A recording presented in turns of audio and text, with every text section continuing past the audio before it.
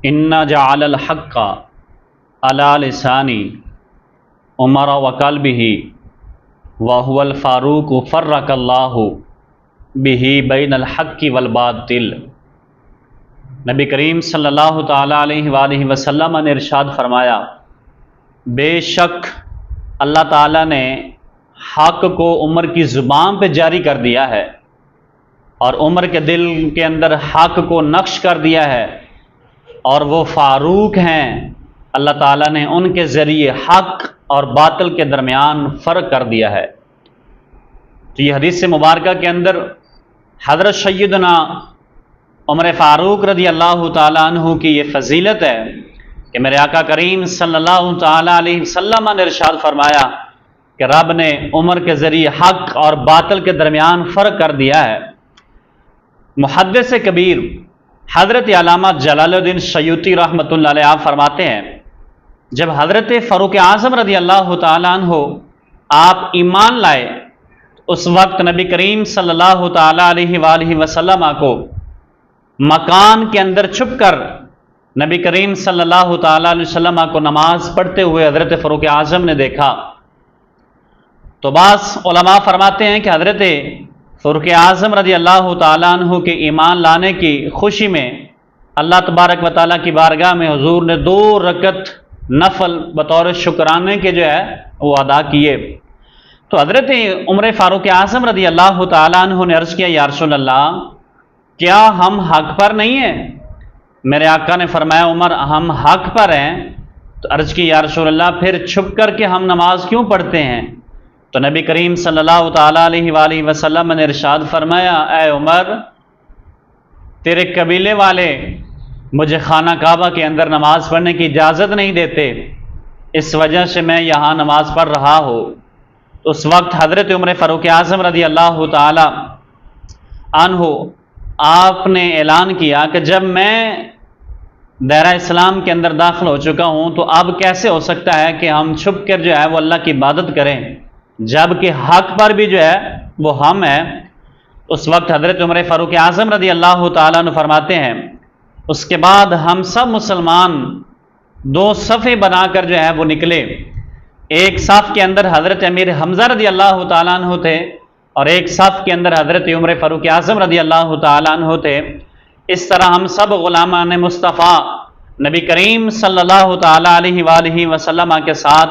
2 صف کی شکل کے اندر جو ہے ہم کعبہ کے اندر پہنچے، اور جب کفار نے یہ منظر دیکھا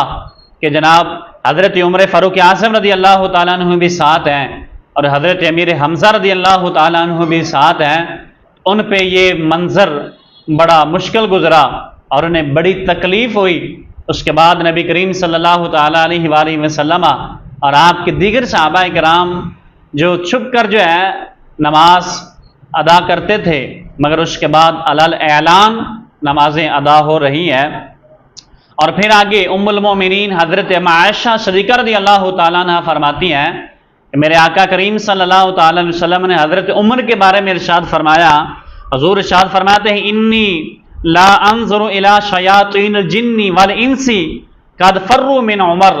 میرے آقا کریم صلی اللہ تعالیٰ علیہ وسلم نے ارشاد فرمایا، بے شک میں دیکھ رہا ہوں کہ جناتوں کے شیاطین اور انسانوں کے شیاطین دونوں حضرت عمر فاروق اعظم رضی اللہ تعالیٰ عنہ کو دیکھ کے ڈر کے بھاگتے ہیں۔ تو امام بخاری رحمۃ اللہ علیہ اپنی صحیح کتاب المناقب کے اندر حدیث پاک نقل کرتے ہیں کہ نبی کریم صلی اللہ تعالی وسلم نے فرمایا، اے خطاب کے بیٹے، اے خطاب کے بیٹے، اس ذات کی قسم جس کی قبضہ قدرت میں میری جان ہے، میرے آقا کریم صلی اللہ تعالی وسلم نے فرمایا، یعنی شیطان اس راہ پر نہیں آتا جو راستہ حضرت عمر فاروق اعظم رضی اللہ تعالیٰ عنہ کا ہوتا ہے۔ یہ حضور نے حضرت فاروق اعظم رضی اللہ تعالیٰ عنہ کے بارے میں قسم اٹھا کر حضور صلی اللہ تعالیٰ علیہ وسلم نے یہ ارشاد فرمایا۔ حالانکہ حضور قسم نہ بھی اٹھاتے تو پھر بھی بڑی فضیلت تھی، مگر نبی کریم صلی اللہ تعالی وسلم نے قسم اٹھا کر جو ہے ارشاد فرمایا کہ میں قسم ہے مجھے ذات کی جس کے قبضہ قدرت میں میری جان ہے، میں دیکھ رہا ہوں کہ شیطان اس راستے پر نہیں آتا جس راستہ حضرت عمر فاروق اعظم رضی اللہ تعالیٰ عنہ کا گزر ہوتا ہے۔ ناظرین کرام، رمضان المبارک کے اندر ہم تراویح ادا کرتے ہیں 20 رکعت، اور یہ خدا تعالیٰ کے محبوب صلی اللہ تعالی وسلم کے دوست حضرت عمر بن خطاب رضی اللہ تعالی عنہ کے دور کے اندر یہ سلسلہ نماز تراویح کا شروع ہوا۔ تو حضرت عمر فاروق اعظم رضی اللہ تعالیٰ عنہ کی یہ سنت ہے 20 نماز تراویح ادا کرنا، مگر غیر مقلدین وہابی حضرات 20 رکعت تراویح ادا نہیں کرتے، کہتے ہیں کہ ہم جو ہے وہ اہل حدیث ہیں، ہم تو وہی بات مانیں گے جو حدیث کے اندر ہے، اس کے علاوہ ہم کچھ اور نہیں مانتے، حالانکہ 20 تراویح حدیث سے ثابت نہیں ہے، تو لہذا ہم حدیث کے مطابق جو ہے وہ 8 ہیں تو ہم 8 ہی پڑھیں گے۔ تو گرامی قدر حضرات، 20 رکعت تراویح کی جماعت تو حضرت فاروق اعظم رضی اللہ تعالیٰ نے شروع کی تھی، اور ہم اہل حدیث ہیں، ہم اس کو نہیں مانتے، ہم لوگ وہی کام کرتے ہیں جس کا ثبوت نبی کریم صلی اللہ تعالیٰ علیہ وسلم سے ثابت ہو، اس لیے ہم غیر مقلدین اہل حدیث کے کہلانے والے 20 رکعت تراویح نہیں پڑھ سکتے۔ تو جناب علی، آپ اس حدیث سے مبارکہ کو اچھی طرح ذہن نشین کر لیں کہ میرے آقا کریم صلی اللہ تعالیٰ علیہ وآلہ وسلم کا جو فرمان ہے، اس راستے پہ شیطان نہیں چل سکتا جس راستے پہ عمر چلتا ہے۔ تو اس حدیث سے پتہ چلا کہ یہ شیطان ہے جو حضرت عمر فاروق اعظم رضی اللہ تعالیٰ عنہ نے نماز تراویح کے حوالے سے 20 رکعت کو 20 رکعت کے تراویح کو جو ہے وہ مشتمل کیا، مگر اب یہ مانتے نہیں ہیں، تو اس سے اندازہ لگا سکتے ہیں کہ یہ کتنے شیطان ہیں، یہ اس راستے پہ نہیں چلتے جس راستے کو عمر فاروق رضی اللہ تعالیٰ عنہ نے چنا ہے۔ تو گرامی قدر حضرات، اعلیٰ حضرت نے فرمایا تھا، سونا جنگل رات اندھیری، چھائی بدلی کالی ہے، سونے والوں جاگتے رہو چوروں کی رکھوالی ہے۔ تو گرامی قدر حضرات، پھر میرے آقا نے نبی کریم صلی اللہ تعالیٰ علیہ وآلہ وسلم کے بارے میں فرمایا، جس کو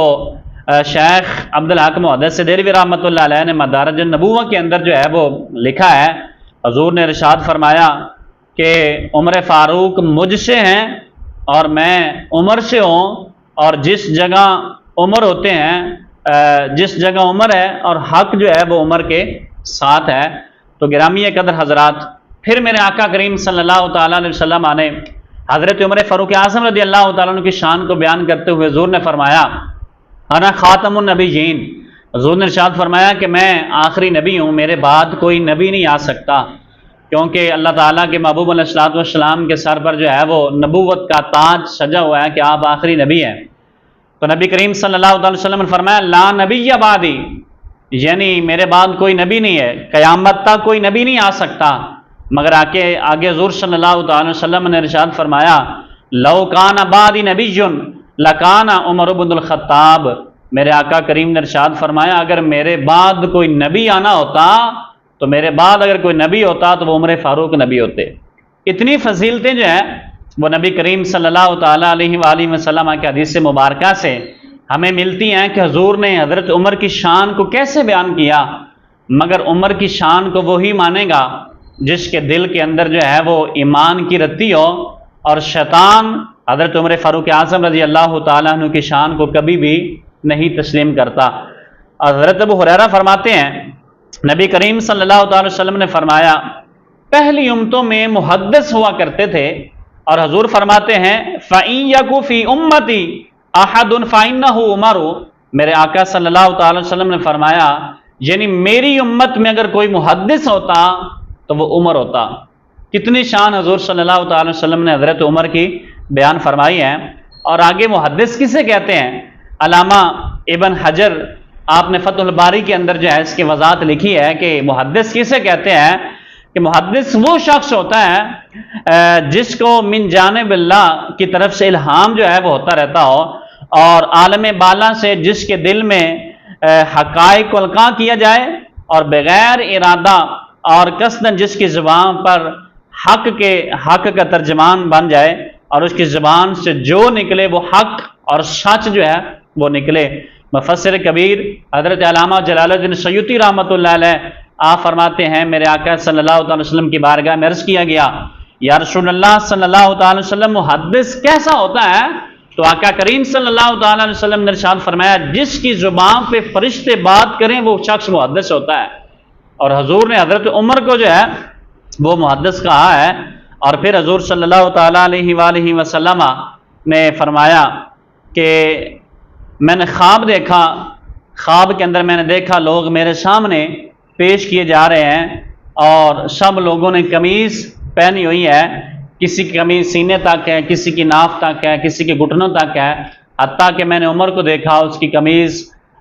زمین پر جو ہے وہ گھسیٹتی جا رہی ہے۔ تو حضور صلی اللہ تعالیٰ علیہ وسلم سے پوچھا گیا یا رسول اللہ اس سے کیا مراد ہے؟ تو نبی کریم صلی اللہ تعالیٰ علیہ وسلم نے فرمایا اس سے مراد دین ہے۔ اور پھر آگے حضور صلی اللہ تعالیٰ علیہ وسلم نے حضرت ابی بن کعب سے روایت ہے کہ محبوب مصطفیٰ صلی اللہ تعالیٰ علیہ وآلہ وسلم نے حضرت عمر کی شان کو بیان کرتے ہوئے فرمایا کہ بروز قیامت اللہ تعالیٰ سب سے پہلے حضرت عمر فاروق اعظم رضی اللہ تعالیٰ عنہ سے سلام فرمائے گا اور پھر آپ سے مصافحہ کرے گا، اور پھر حضرت عمر فاروق رضی اللہ تعالیٰ عنہ کا ہاتھ پکڑ کر اسے جنت میں داخل فرمائے گا۔ تو گرامی قدر حضرات، کتنی فضیلتیں حدیث مبارکہ کے اندر، قرآن کے اندر حضرت عمر فاروق اعظم رضی اللہ تعالیٰ عنہ کی ہیں، اور دیگر صحابہ کرام بھی جو ہے وہ شانوں کے حامل ہیں، مگر جو حضور سے محبت کرتا ہے وہی حضور کی ہر نسبت سے پیار کرے گا۔ ہم اہل سنت کو یہ اعزاز حاصل ہے کہ ہم حضور سے بھی محبت کرتے ہیں، حضور کی اہل بیت سے بھی محبت کرتے ہیں، حضور کے صحابہ سے بھی محبت کرتے ہیں، ہم ابو بکر کو بھی مانتے ہیں، عمر کو بھی مانتے ہیں، عثمان غنی کو بھی مانتے ہیں، اور مولا علی شیر خدا حیدر کرار رضی اللہ تعالیٰ عنہ کو بھی مانتے ہیں، اور ان تمام صحابہ کے ہم غلام ہیں۔ اللہ کی بارگاہ میں دعا اللہ ہم سب کو عمل کی توفیق نصیب فرمائے۔